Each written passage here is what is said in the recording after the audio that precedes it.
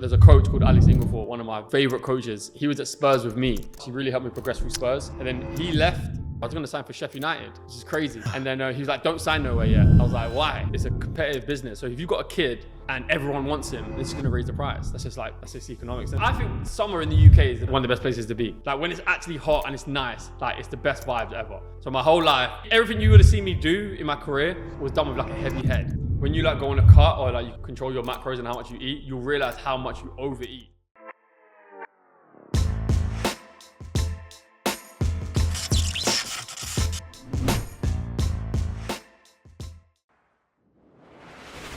What's up, guys? Welcome back to another episode of Podghost. Today we have Yazz on the panel as Seff couldn't make it. And today, for me personally, it's a very big one. As an ex-Liverpool footballer, as you all know, I'm a big Liverpool fan. Like to call into the show, Kevin Stewart.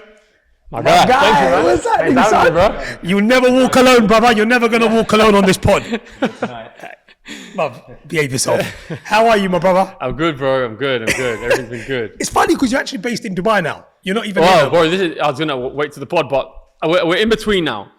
So we've done 8 months there. Yep. I loved it, bro. It was so sick. Every part of it. Not every part, but most of it was good.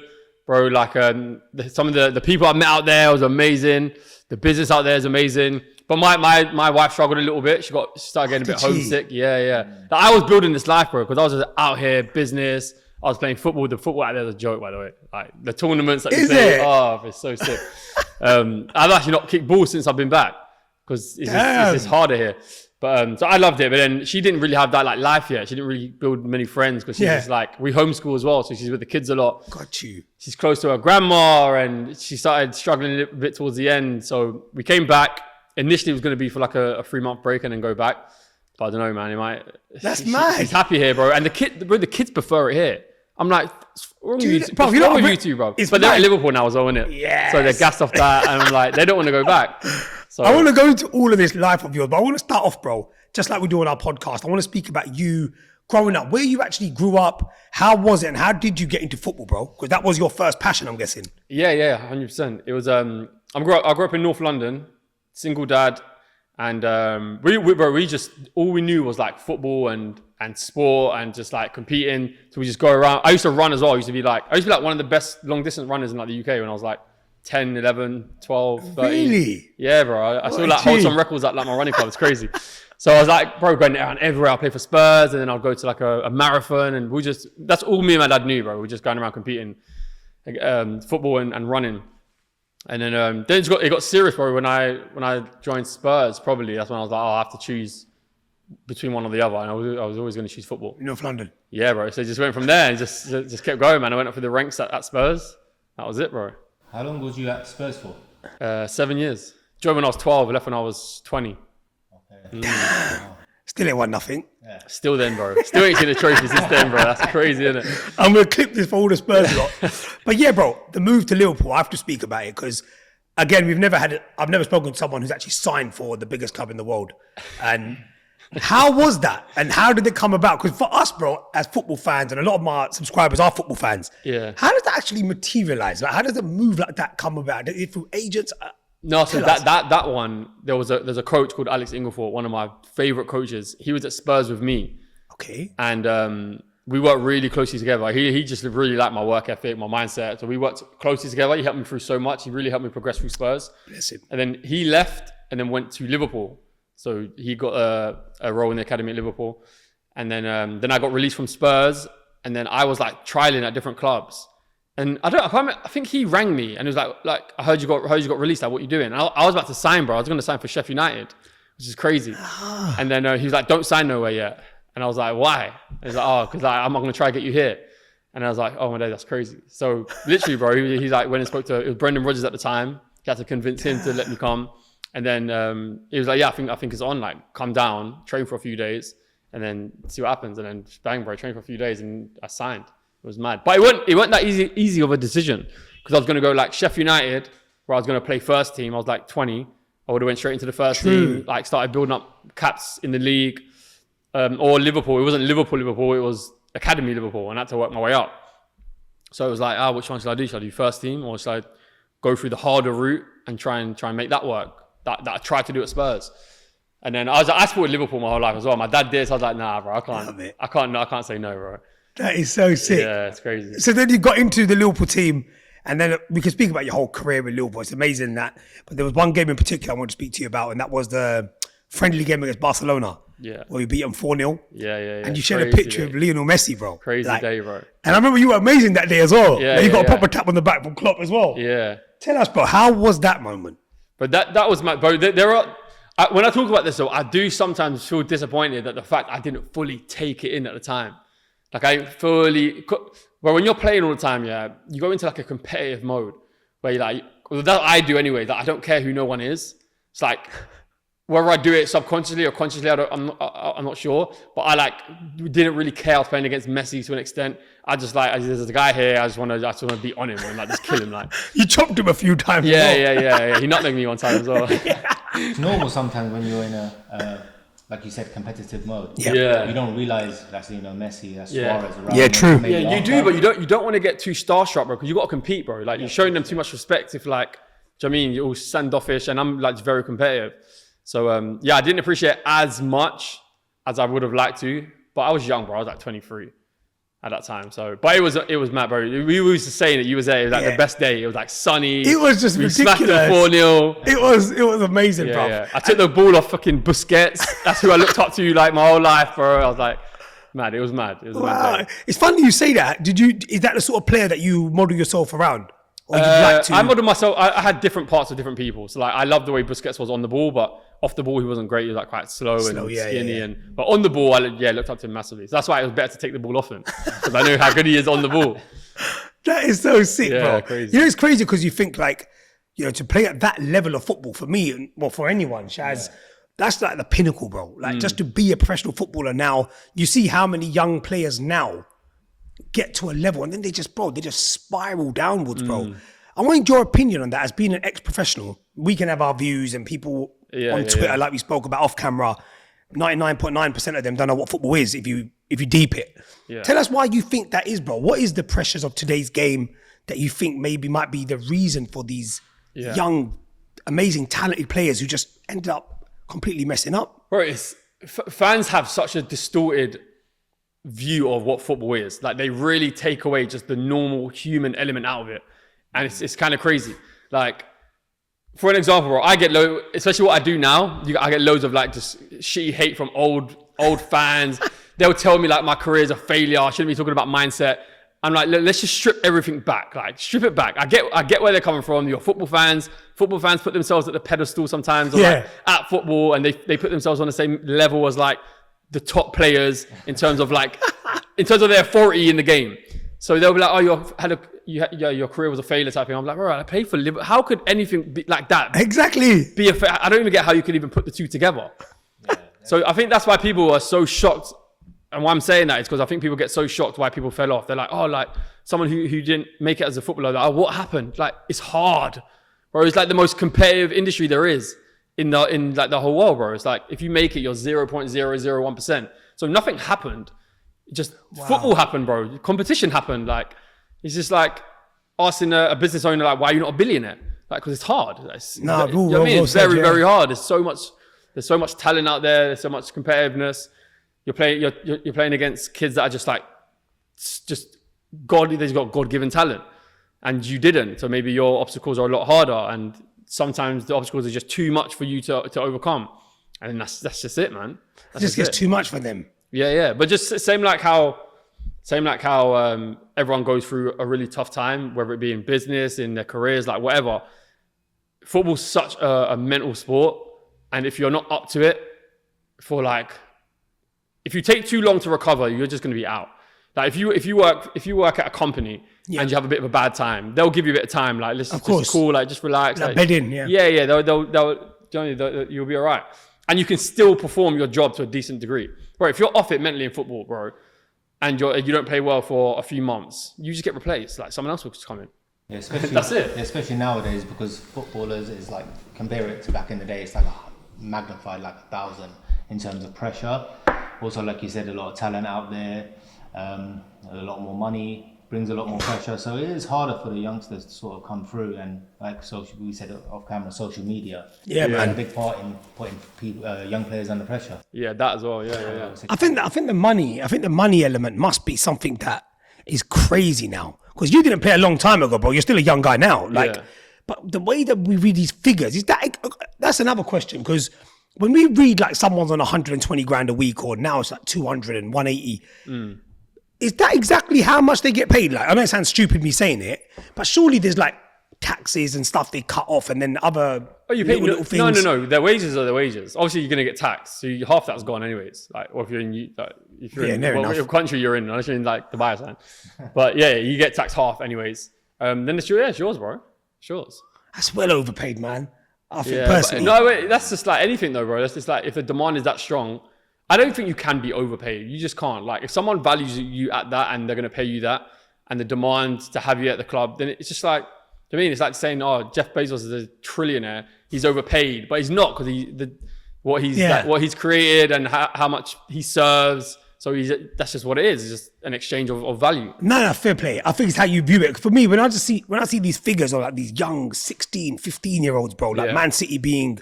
Obviously, I'm not saying for you to call out no one, because being an ex-professional, you probably wouldn't want to do that. But I mean, when they're paying these young kids, like who are just in school, bro, and they're paying them 50, 60 grand a week, I get what you mean, that they've got the talent, the club's seen that. Then you got to think as well. It's a competitive business. So if you've got a kid and everyone wants him, it's going to raise the price. That's just economics, isn't it? It's just like, if everyone wants something, if the demand's high enough, that's what you have to do to get him. Otherwise, he's going to go to another club.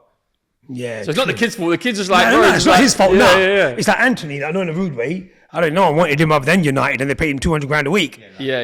If they could pay him 50, I'm sure they would have. Yeah, they would have. Yeah, true. I guess it's the hype, isn't it? Yeah. 100%. But I do think it's gone now, isn't it? It's just too much money. That's why they get paid so much, because the amount of money in football is crazy.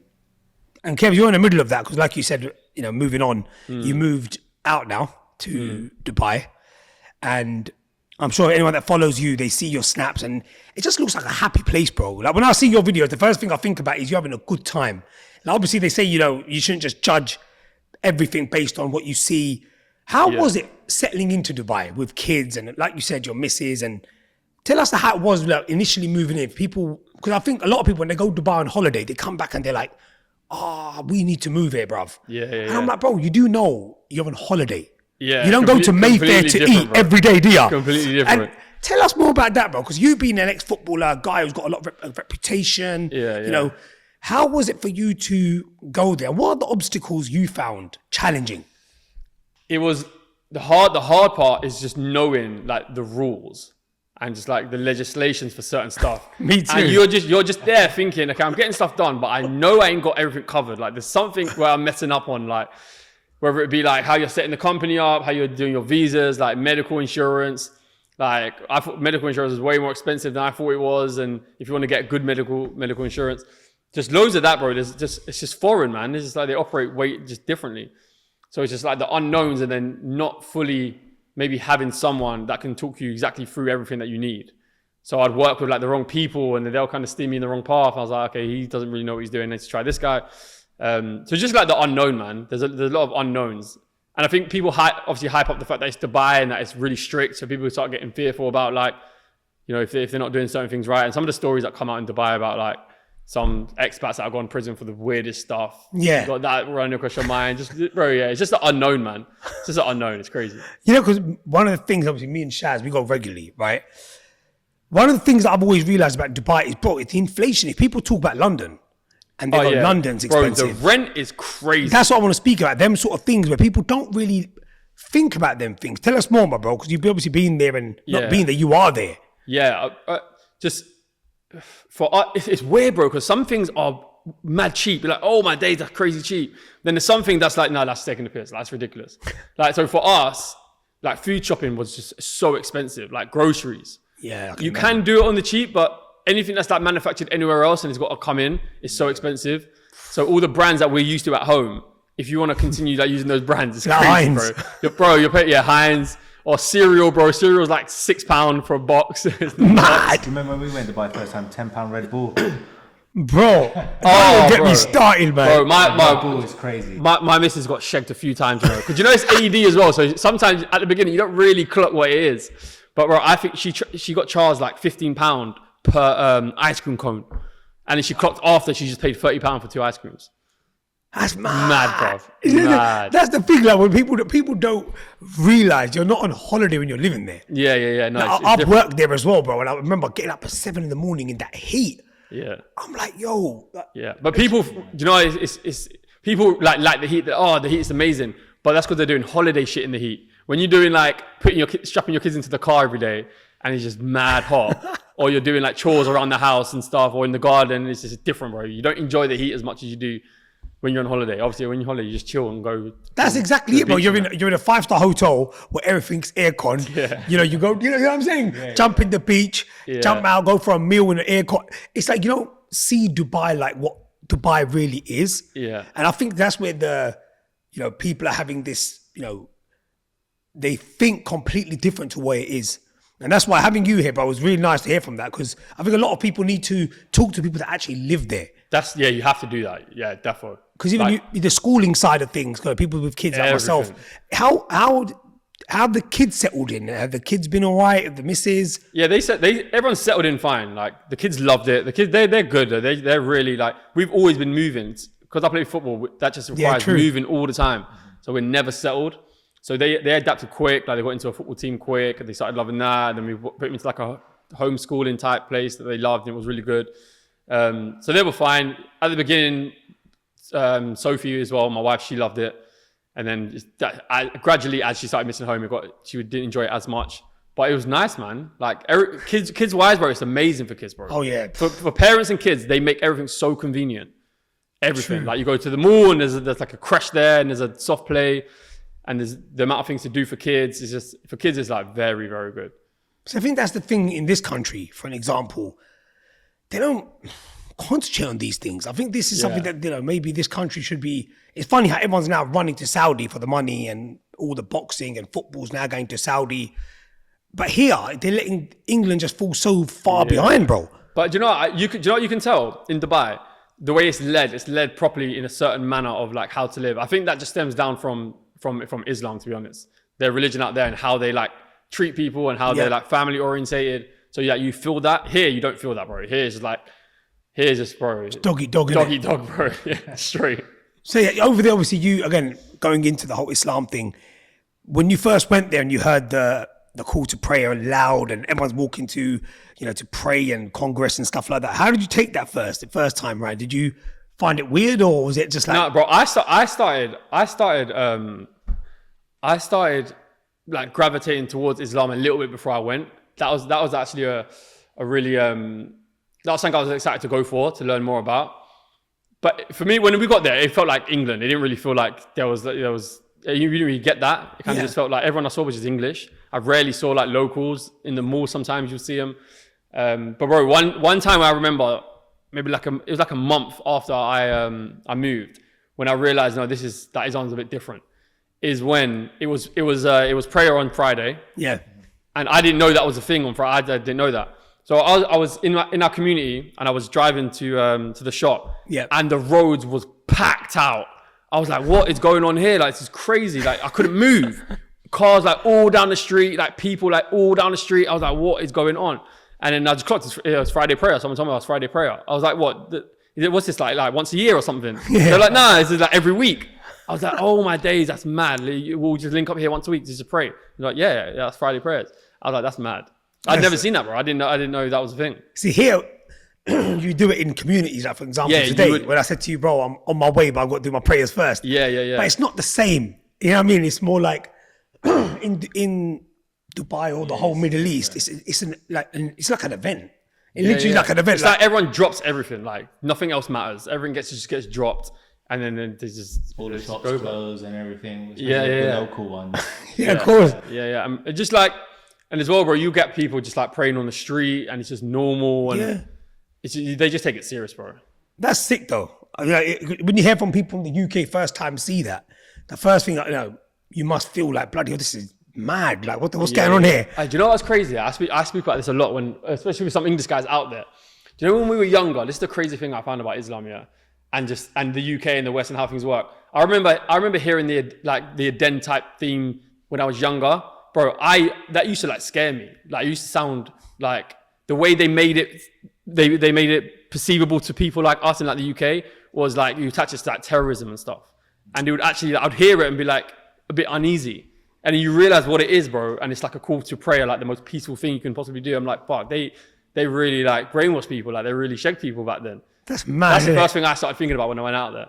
That's mad. That is mad. Yeah, that is mad. It's crazy because here, bro, look, even... Yeah, bro. But again, even, like you just touched up on now, I think in the UK it's opening up a little bit now. Oh, but, 100%. But if you think about it, the people that don't want to look into Islam and who just want to just put it down as arrogance, it's ignorance. They don't want to talk about it. Now, look, we're Muslims, but we, when it's Christmas, we don't go out there and saying, we don't understand why Santa Claus is coming from a chimney with a white beard. It's all, no, example. It's not like we go with the flow, bro. We actually enjoy the vibe of England at the time. But even Dubai, they do that. Like when it's Christmas, they just let it run.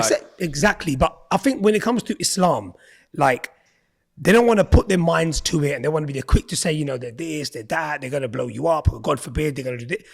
And you just give it a minute to just look into the damn thing. Don't just start, looking, saying something's wrong without looking into it. But then to an extent, like you get it because when I used to think back to what I used to perceive of it sometimes, they're just brainwashed, bro. That's just what they got fed. But bro, if you're just grown up though, like fucking hell, just do a bit of thinking for yourself. Like I was a young kid, do you know what I mean? I just started getting older. If you still got the same mindset back then, and you look for, let me actually just see for myself. It's kind of crazy. But I think even with you though, bro, because you've had such a successful career, I think that plays a part in the fact that you moved away and then you saw everything from the outside. Yeah. And then especially when you're in a place like Dubai or Riyadh or wherever it is, you get like a clearer picture of everything and the way people don't steal there. Yeah. The way people are scared of, swearing at you. Here, bro, you go on the bus and you go, fuck off. And it's just normal, bro. Some people actually laugh at it. Bro, I thought I was going to go bin one time. I'm not going to lie. Bro, I was playing football, innit? And the referee, bro, the one thing about some of them out there, about like the locals, they actually, when it's like sport, they actually cheat, like in front of your eyes. Like if you're English and you're playing against Arabs, they will cheat and like just don't care whatsoever. That's a competitive, and I'm mad competitive as well. So we were losing some match, and the referee was just cheating, bro. Like not even trying to hide it. And I just get too competitive, bro. So I was just cussing him out, bro. And I was like, oh shit, I'm probably taking this a bit too far. But he was alright at the end. But I was like, I probably could go bin for what I said and shit like that. I was like, shit, I need to relax. Bro, it's mad there because I've been through something like that in the mall where I just said something a bit out of line, and then the security was like giving me signals from behind. I think you told me that. I told you this, didn't I, on the phone? And I was like, bro, from that day I thought, I don't know if I could move here, bruv. Because you're getting pissed off and telling someone to fuck off. It's normal, isn't it, really? Yeah. But over there, the guy the two Arab guys were in the front and the other one was a Pakistani like me. And he knew I was a Pakistani. And from behind them, he's going, go. I'm telling you, go.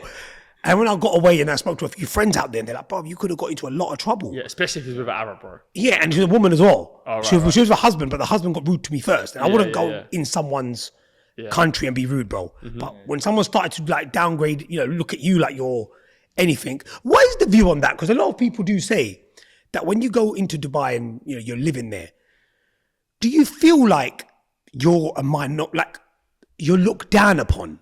Do you feel that, or is that I never know. Nah. What do you mean? From locals? From the locals. I never, for me, no. But I can see how that could come across. Yeah, I felt that. I can see how it can come across. But I think that's just how they are. I think they just have like such high self-worth. They just like put themselves, which I don't know, if it gets disrespectful, then it's obviously a bad thing. But then to an extent, it's a good thing to a degree. Like you'd want to feel like you have a high self-worth, but I don't know whether they feel like they're just fully better than people. I don't know, bro. I never felt like that myself, but I could see the way certain people would get treated, just like some of the workers.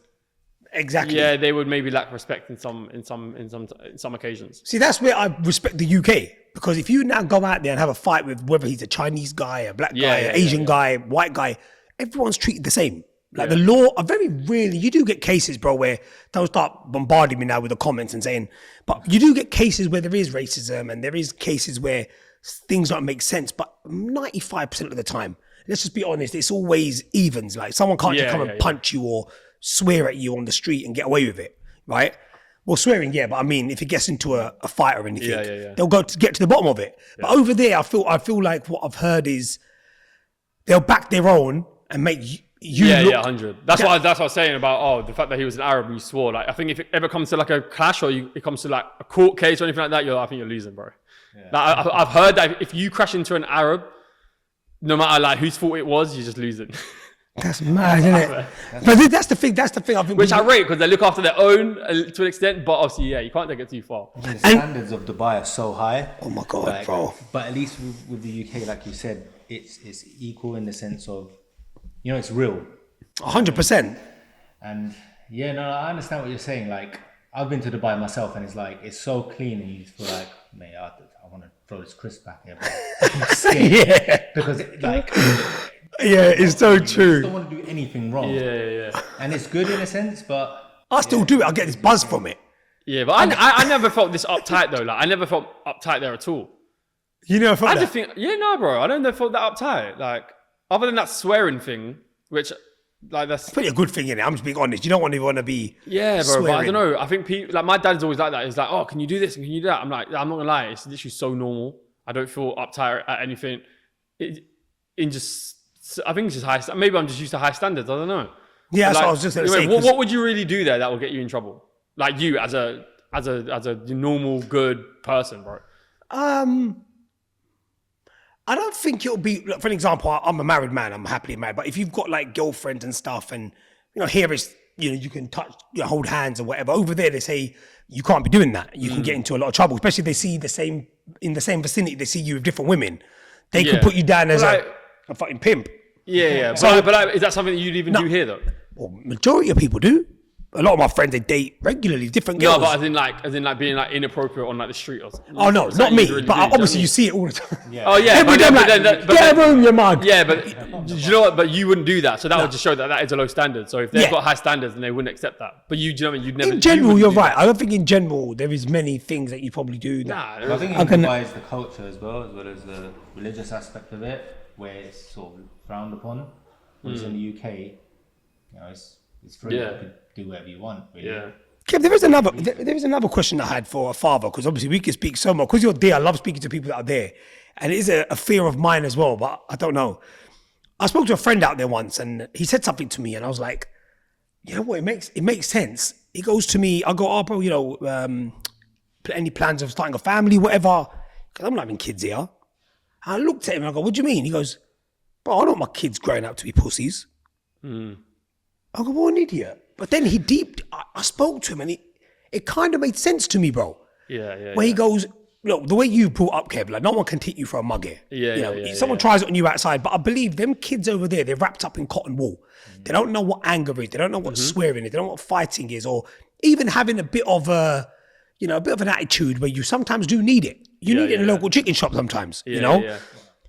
What's your view on that? Because you've got children. It's something I thought about, but I think that heavily comes down to just the parent. I think you can expose them to things that would cancel that out. Like, right, if you, and why I don't believe that so much is, I met a lot of Arabs out there. I became good friends with Arabs out there, and some of them are the toughest guys. Like, they're very tough. They're very streetwise. They understand people's behaviors like very well, and they were raised like that. And they're rich. They all got money, but they're all like quite clued up. So that kind of cancelled that thought out for me. But then as well, bro, I just think it comes down to just parenting, what you expose them to. Like, I just don't think my kid could ever be soft, because I wouldn't allow it. Like, if I just... Yeah, I see that you talk to them. Yeah, if every week, bro, if every week as well, like, you take them to go and fight. Like, mine go jiu-jitsu, they go Muay Thai. Like, as they grow older and they start proper fighting, you just can't go through... You can't fight and be a pussy, bro. Like, and actually learn a sport like that and actually have a fight. Like, you can't... One thing that you think, okay, what about streetwise, is like, knowing maybe who's a threat on the street. So, yeah, maybe you struggle with that a bit. But then that's not a choice you'd want to do. You wouldn't want your kid to get street smart by being around danger, because you just don't know how far it's going to go. Like, see, but I think it's a weird situation as a parent, because it's like you just said, you can't buy a situation. Yeah. Things just happen sometimes. I could go out, but I even till now, bro, I'm an old man now, like in my 40s, and I go out and I see people just look at me. And you look at them and go, what? I'm like, what? Like, you can look back and you go, what? It's just so stupid. Like, and it's crazy because I always send my missus like little WhatsApp videos of like, look, someone got bottled, or look, someone got smashed, or someone stole something from Tesco, and it's like, you have to be on guard 24/7 here, bro. 100%. But over there, you just know, like, my wife's gone out, kids are out, I'm cool, I can chill, and I think that's where. But it's too unpredictable here as well. Crazy, like, bro. That one thing I realized when I came back, so I did a 9-month stint in Dubai. When I came back, bro, I just looked at everyone as a threat. Like, anyone could do some crazy shit. Like, you don't know who. Like, this could be this guy, it could be that guy, and I think if your kids could make it through that safely, it's obviously a good thing to have because they'll be very streetwise. But you just don't know anymore, man. I don't even want to take that risk. I would love for my kids to grow up in London because it will give them like so much knowledge in terms of like just different cultures. You know, they'll learn what a crackhead is. They'll learn what. No, but it's the truth. They'll just learn what threats are. They learn what different situations are. But then at the price of what though, man? Like that's the hard thing. See, my missus watches this now. She'll be like, you've got to listen to Kevin more. Because it's the truth, because it's too much of a risk with your now it is. children and growing up. And I think a lot of parents have this thing where, I'll be very real with you, I get homesick straight away, bro. I think after 2 weeks, I'll start missing the little things, bro. Like my local chicken shop. That's what that is the down, that's why my wife wanted to come back. She missed the small things. She missed like, the change in seasons. Like you can like smell the rain and the pave, like little things, bro, that she would miss. That's how I am, and bro. she would miss like the supermarkets and the food you can get. Like she'd miss the small wearing things. a jacket. Yeah, it's wearing a jacket, the cool breeze, just tiny things, bro.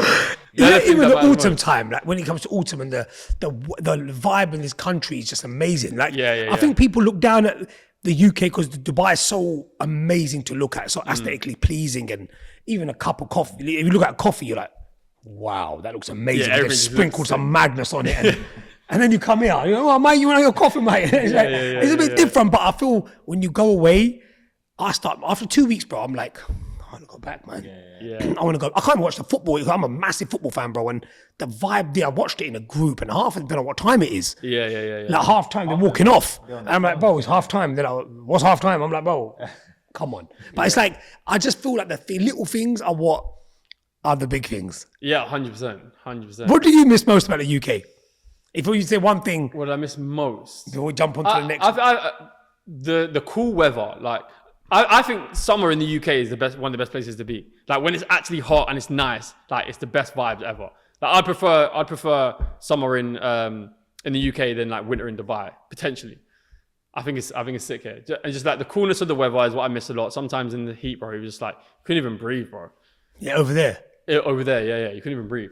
I don't know, bro. It's just, bro, you're never gonna escape the familiarity of the UK because you grew up your whole life. You have so many memories that you'll never get back from your childhood, a time that you'll never go through again. So you just have that connection, bro. Nowhere else could ever give you that. It's always home. Yeah, it's always gonna be home. No matter how good something is, you'll miss the shitty side of home because that's what just like gave it meaning, bro. So you're always gonna have that. But I prefer to. The perfect balance would be like 6 months in Dubai, 3 months in the UK, and then maybe like 3 months in like Europe or something, somewhere else in Europe, like Spain. That would be the perfect balance, I think. I've actually never been to Spain, So I don't. No. I'm not going to ask you, you travel the world, but forget the footballer times, isn't it? Yeah, but I guess to be fair, there's not that many reasons for you to go, really, is there? Nah, bro. I don't really feel the Spanish. I don't really have that love for. I just in general, I went to Holland a few times. Didn't enjoy Europe. I thought Europe's so quiet, and I just didn't. I enjoyed the food, funnily enough. Yeah, but I don't enjoy the actual vibe. I love Barcelona, bro. Barcelona. Yeah, I've heard that he's been. Barcelona. No, I haven't been. Bro. Where did you go? On my bucket list. I've not been to Spain. Where did you go recently? Turkey. Oh yeah, you went to see Arda Güler and stuff. Yeah, I've seen that. And finally, bro, before we wrap up the whole Dubai thing, because we've got so much I want to cover about business and stuff, the food, the UK or Dubai, and think about this one. The food. This was hard, bro, because I'm vegan, so it was hard in Dubai. Yeah, it was hard in Dubai. Food. It probably has to be. Because you're vegan, it kind of like breaks it down a little bit. Yeah, it kind of makes it a bit harder. I don't know. In terms of like when you're out. Yeah. I personally don't enjoy the food in Dubai, bro. It's No, quite I've been some nice bro. places, bro. I'm Well, they call controversial. it the Dubai stone, in it when you get there and everyone puts on a stone because the food is so nice. That's what people say. I probably have to just say the UK. There's probably more variety. More variety. Yeah, you got different. Yeah, I don't like the meat there, bro. Is it? Every time I've gone there, I even tell my missus all the I thought time. the meat would be better there. Bro, I find it, I know it sounds really stupid what I'm going to say. I just find it too fresh. It just smells raw. You get that because you're a meat eater. It depends how you have it cooked, isn't it? No, what I mean is just this natural smell that comes out of it. The meat that you buy and cook? Or No, when you're out? when you're out, bro. Oh, right, even I smell it from even a fried burger, bro. Like it's so other than salt, which is unbelievable. Oh, salt is nuts. Salt is nuts, bro. That place is... What do you get from there? It's chicken, innit? No, there's a vegan burger. It's as good at bro. Bro, it's amazing, it's bro. sick, innit? Oh, my days. That place is sick. It's very good at salt. See, I'm a realist. But at the same time, when I've gone to these big steakhouses and seafood especially, bro, you can smell it a mile off. You know the Billingsgate Market? It smells like that, bro. Yeah. And then you're eating that. And that's why I just thought I want to ask you your opinion with the food. Because you're a vegan, have you always been a vegan? No. Only for like 6 years. What made you change? That's But a sick question. 'Cause, I started off. This is actually an interesting one because Dubai shifted my mentality on this a little bit. Islam shifted my mentality on this a little bit. At first it was just for performance. I wanted to see like when I was playing if it made a difference. Like I heard that it can give you more energy, it can help you recover quicker. And then so the more I started looking into that, the more I started like going into like the ethical side of it and how it's done, how your food's made, how the animals are treated. Yep. And I just kind of looked at both and I was like, I felt I agreed that you could get everything you needed from a vegan diet. And then I looked at how everything was done and the ethical side. I'm like, all this whole meat thing just seems kind of like pointless. Like all the things that the animals go through and the fact that we're not even fully sure if this is even good for us. And sometimes when I eat meat, I don't even feel that good. Like you just feel heavy and slumped. So I just went down that route, bro. And I started digging in more about it. And it just started making more sense to me than eating meat. And I just ran with it. It's hard to change over. Nah, I did that overnight, bro. Yeah. There was times where it was, bro. There was times where it was hard. Like, especially at football when we'll go to away games and then we'll go to stay at hotels and they got to cook for you. And this was like, as well, like 7 years ago. So that's when veganism was only kind of starting to come up. Yeah. So, bro, the food that they would make me was just a shambles, bro.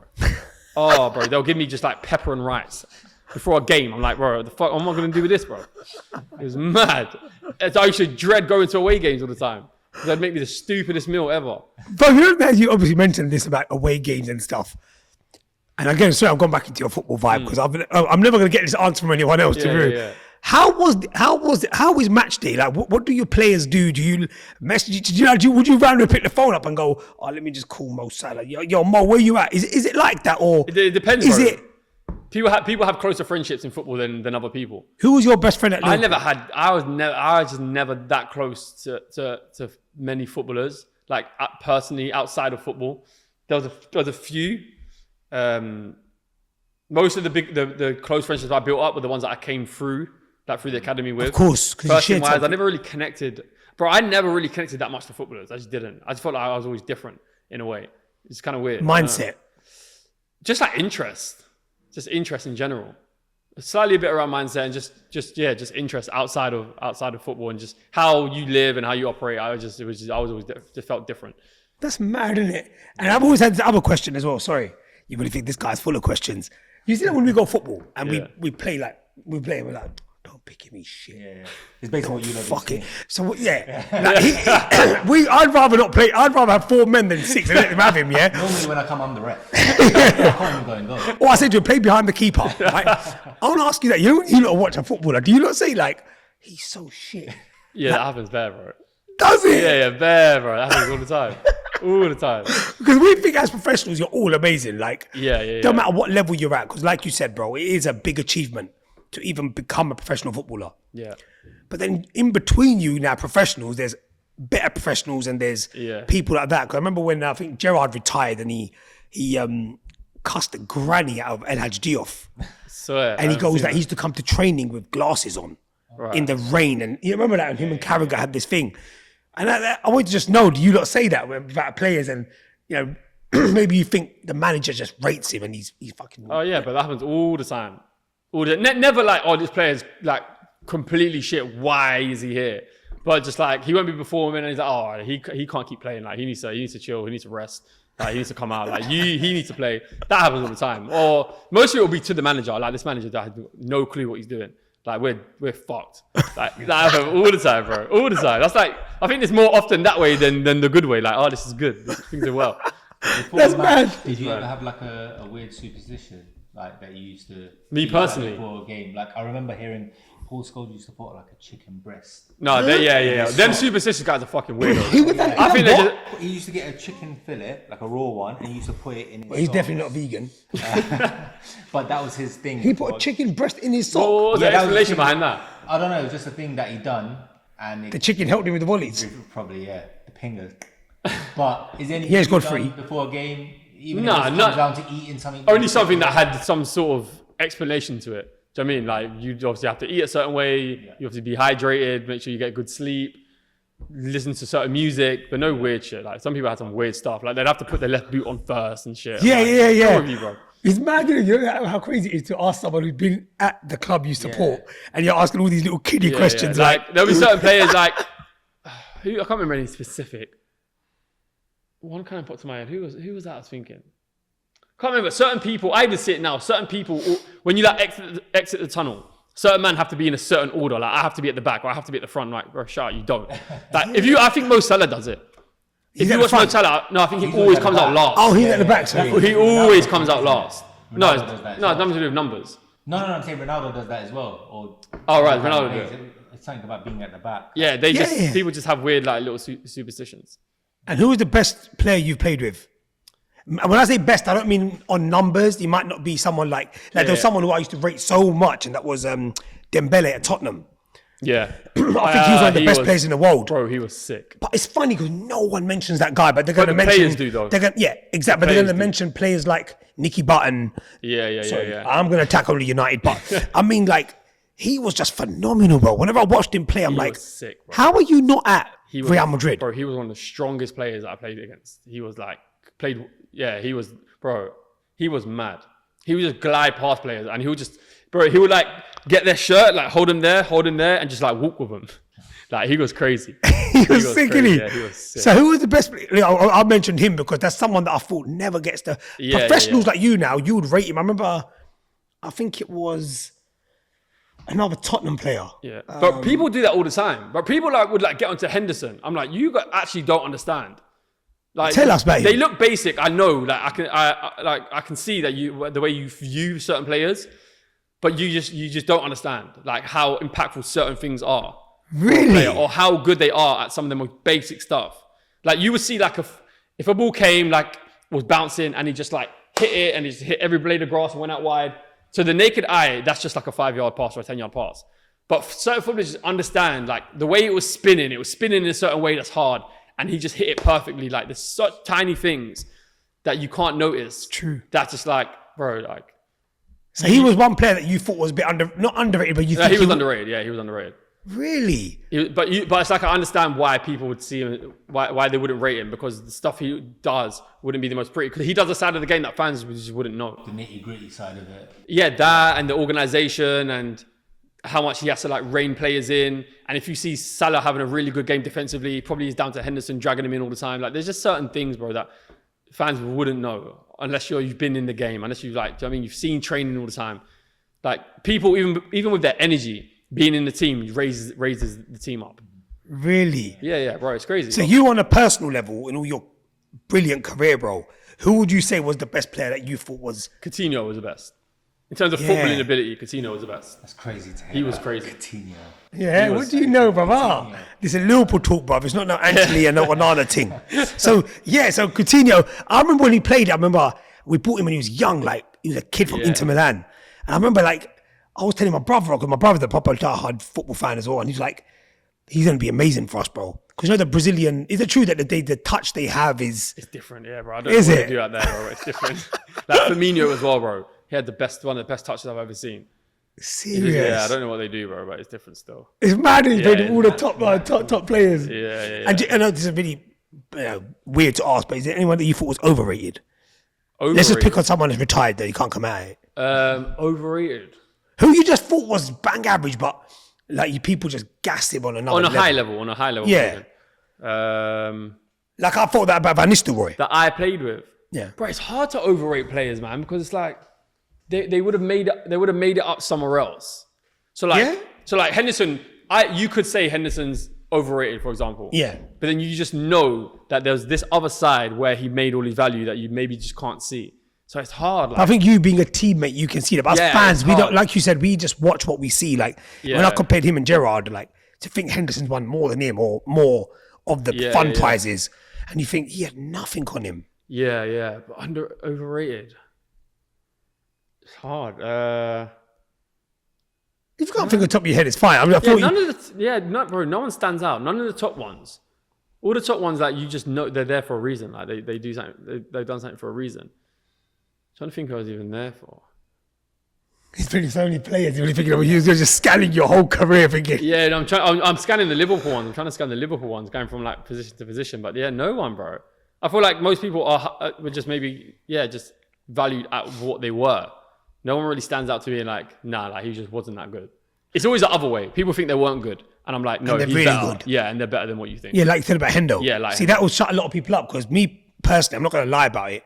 I like Henderson, but I always felt like he's a good leader and stuff like that. But you're saying now, the way he passed the ball, the way he play a pass, and when he went, it was evident. It was evident, bro. We just can't, in that midfield, we just lost that control. Even now, like, as much as we're doing all right, bar the Forest defeat, I still think the midfield doesn't seem right to me. Yeah. Obviously, we went to Old Trafford and banged them, but that's just normal. I'll do that. But, I mean, I just feel like the midfield, something's missing there. Yeah. And so, like you said, these players, when they come in, we probably don't appreciate as fans, but I think playing with them, I think that's... I think that midfield lacks a Henderson. Yeah. Like, but you don't realize how important, like, people always get onto Henderson. They used to get onto me when I was there as well. They'll be like, oh, they just play like side to side, or they play it really safe. But that's a talent, bro. They're supposed to do that.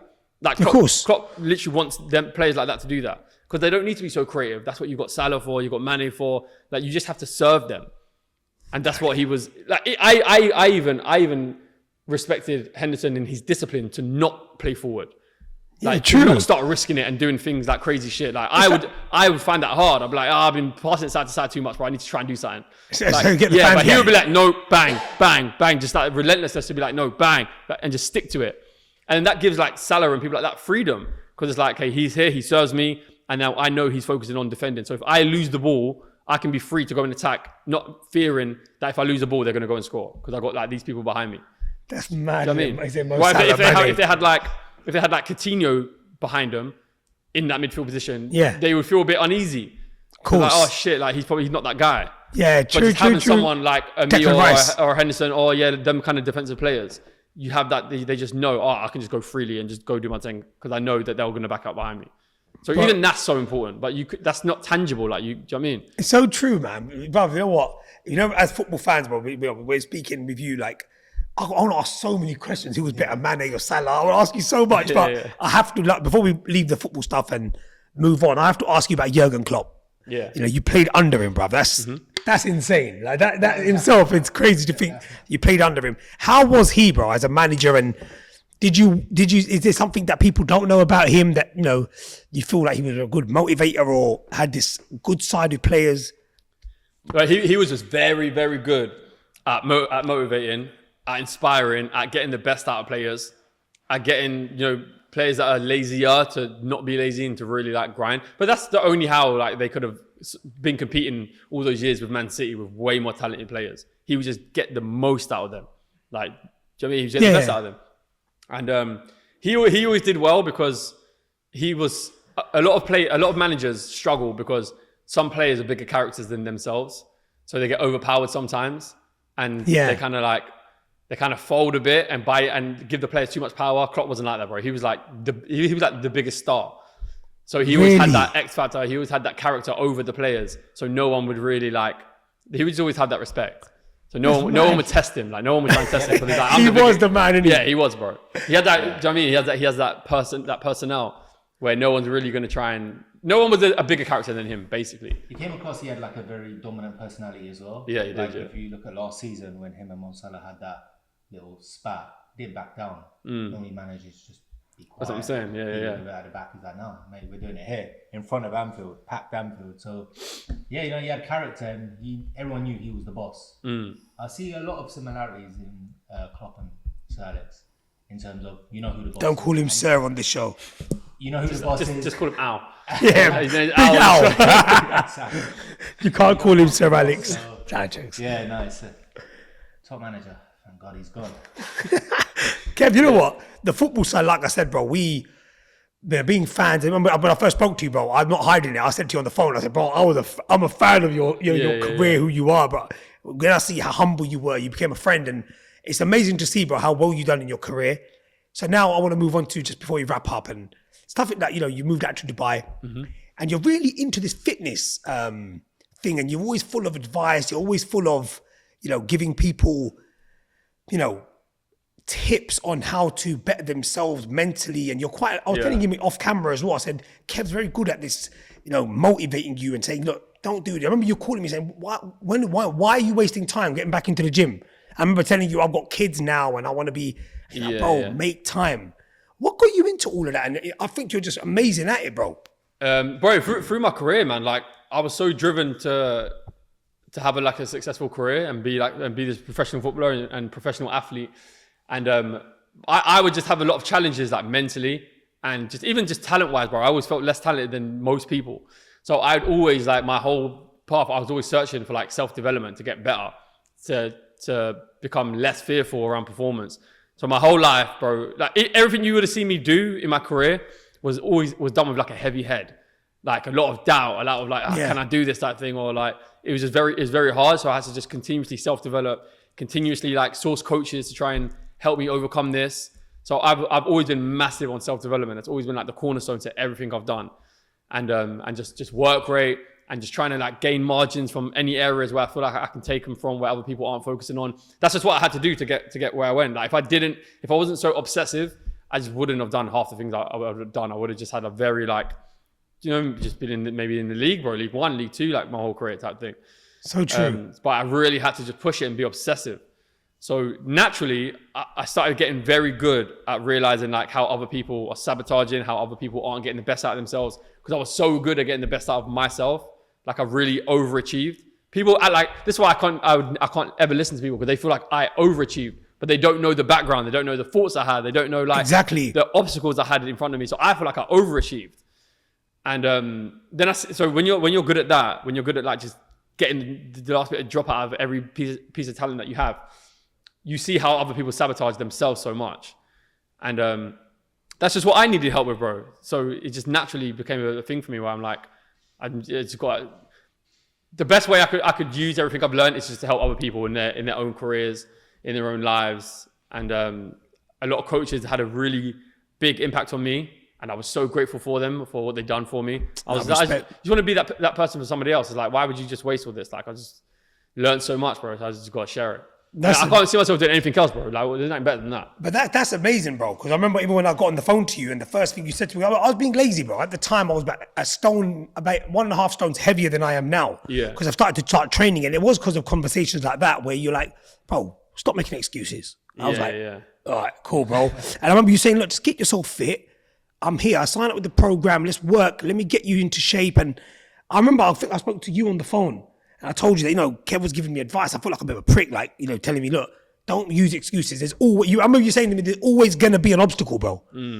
After you've had your kid, then you're going to be like, problem. Now I'm up all night. Then now kids getting school. Then when are you going to get to that level? And I remember you telling me, and I thought, you know what, he knows how to speak and get into you without making you look stupid. And that's where, you know, I think nutrition is probably the biggest fuck up in everyone's diet is nutrition, bro. No one's mastered that. That's the toughest, bro. Food is like, it's a necessity, isn't it? Like, it's hard. Crazy, That's bro. the hardest part. It's harder is like when you go to McDonald's and you get a cheeseburger for 99p and the salad's like £5. Yeah, bro. People are going to go towards the And even that salad's not organic, by the way. Yeah, exactly. It's just that dead one that's been preservatives and sprayed. And I'm not, how are you meant to, I read this stat the other day where they said since the introduction of supermarkets, deaths before 65 have gone up by 75%. Yeah, right? Makes sense. And probably it just hit me, man. I was just sitting there, I'm like, having not shisha, I was just sitting there. And I was sitting there thinking, that's fucked. Yeah. That just tells you everything you need to know. Like if you go to Pakistan and India and Africa and places like that, you think, you feel like they don't eat well. You know, you go there, oh, look at him, man. He's pulling out the bloody crops and you're feeling sorry for them. Yeah. But what you don't know is they're eating 10 times clearer than you. Yeah, you might be going to Tesco and and you're getting all that stuff and everything looks the same. And someone goes to, bro, that's not healthy, bro. Yeah. Them bananas looking that yellow and they're clean. They don't even there's no stains on them, no nothing. And So from the apple tree yesterday. Yeah. Looked at the apples and they were like little marks on them and stuff, and it was from an apple tree, fresh. Yeah. And you go to the supermarket and they're all green and with a Granny Smith sticker on it. yeah, exactly. And that's no Granny Smith, bro. That's John Smith. He put the granny on. But I want to hear your view on that, bro. Because nutrition, I think, is there anything that I want to say there's so much you can speak about, like you said, but is there certain things where you can say, like, for example, recently, bro, this is why I'm asking you. It sounds really stupid, but I realized how bad sugar is. Like, I know. I'm old now, but I meant like, when I've looked, proper into how bad sugar is, and apparently your body doesn't even need it. Not that sort of sugar anyway. Is there anything that you can advise people who are watching to think, you know what, if you're struggling to lose weight or you want to get into better shape, is there some things that it's an absolute no-go and they can concentrate on maybe slowly getting rid of, like I told you, mine was sugar, bro, where I realized a lot of the water retention in my body went from sugar. Because I was like one of them ones who had 4 or 5 cups of tea a day, a little drink here and there, a little chocolate, a little biscuit. If you add all that up, I was like, mad. Damn. Bro, when you go on a cut or like you control your macros and how much you eat, you'll realize how much you overeat. Like you realize like, oh my days, this is crazy. But you probably realize that when you fast, when you do Ramadan. Yeah. It's like how much time do you just want to go to the fridge for just no reason. Like you just want to just pick something up. You want to eat. You're chilling and you just feel like, I just feel like eating while I'm chilling. Like it's never hunger. It's always just like the addiction of eating. And the energy we have while we're fasting. Like it's crazy, bro. Some brothers I know, some are really good friends. I think you're like with that as well. They go to the gym an hour before iftar time. I'm like, an hour before fasting, the whole day they've gone to the gym. Yeah. I could do that when I was a bit younger, but then times fasting was a little bit earlier. But when it's these 7, 8, 9 o'clock ones, like, where'd you get the energy from, bro? And you're right, because it is down to, it's all mindset really, isn't it? Like your favorite word where you just think everything's in your head. And I think that's why even with dieting, bro, I feel like there are tips you can give people, and that's why I want to eat your brain a little bit, maybe for myself. But it depends what your goal is, man. It depends what your goal is to build slim, muscle. Bro. I don't even care about muscles right now because them muscles are going down at 70, bro. You're like Arnie. You see Arnie, innit? His biceps to the floor now. You know what I mean? To stay lean, bro, it's just going to be about controlling your portion, how much you eat, like controlling your calories and macros. That's it. Yeah, you That's know what? It. We definitely overeat. Like, you know, bro, carbs, that should be a fist size. Did you see your plate yesterday? Bro, I went with you yesterday. I ain't seen you for a month. If I gave you these macros, I'm like, these are the macros you have to do to like lose body fat, and these are what you're having now. You were like, oh shit, bro. People eat like how I used to eat. A regular person, go on. In business now would eat the way I used to eat when I was training every day in the gym, on the pitch, training and playing games. But they have like 10% of the physical output. So now what I eat now is like a quarter of what I ate when I played. A quarter, bro? Probably like a quarter, bro, yeah. So I don't. Damn. It's just, when I play, bro, I just eat all the time. There's never a time I wasn't eating. But that's how you just had to. You had to continuously fuel your muscles all the time. Yeah, because even now, bro, your shape is immaculate, bro. Yeah, so now I'm cutting, so I'm hardly eating anything. Like I'm eating a very small amount. Now I'm going to reverse and then I'm going to go up and bulk. And then I'll be eating probably closer to what I was having when I was playing. But then I'm also like gymming heavy as well, like every day. So for the normal people that just don't really exercise, you just have to cut down what you eat, which is hard, bro. It's hard. Nutrition is hard. And no steroids. No. I had to just get that in there, bro. Before you might go home and get the little famous. You know what I mean? But yeah, Kev, you know what?